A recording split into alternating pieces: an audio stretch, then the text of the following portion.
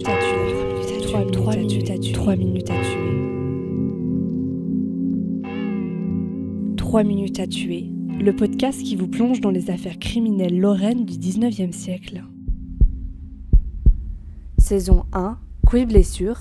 Épisode 2, Bande de jeunes. Dimanche, 24 octobre 1869. Au nord-est du département, à Barenthal, un groupe de jeunes discute devant l'église. Alors que les conversations fusent, ivre, Pierre Stroh, 44 ans, ouvrier d'usine, apparaît. S'engage ainsi une discussion sur un motif futile entre l'ouvrier quinquagénaire et l'un des jeunes, un certain monsieur Graff. Ce dernier tente de s'éloigner pour mettre fin à la dispute. Quelques instants plus tard, monsieur Graff revient accompagné d'un autre jeune homme. La discussion avec Stroh reprend de plus belle. Sans fin, pour y mettre un terme, Graff et son ami se retirent prudemment de la discussion. C'est alors qu'un autre jeune de la bande, Jean Kolb, intervient. Alors qu'il n'avait jusque-là pas pris part à la querelle, il interpelle Graff. « Maintenant, Stroh ne te fera plus rien ?» L'ouvrier quinquagénaire voit dans ses paroles une provocation. Il se met à injurier et menacer Jean Kolb. Celui-ci ramasse alors une pierre par terre et se met sur la défensive. En voyant cela, l'ouvrier, Pierre Stroh, va chercher un bâton dans une cour voisine.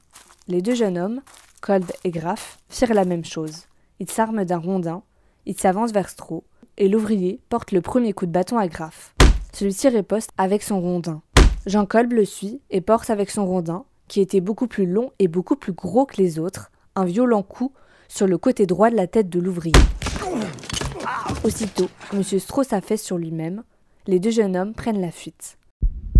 Pierre Stroh meurt le lendemain, le 25 octobre 1869.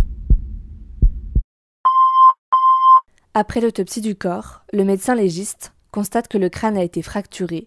Sa mort était donc inévitable suite aux coups portés. Jeudi 18 novembre 1869. Jean Kolb, âgé de 21 ans, né dans le Bas-Rhin, ouvrier cordonnier, demeurant à Barenthal, est convoqué à la cour d'assises de la Moselle.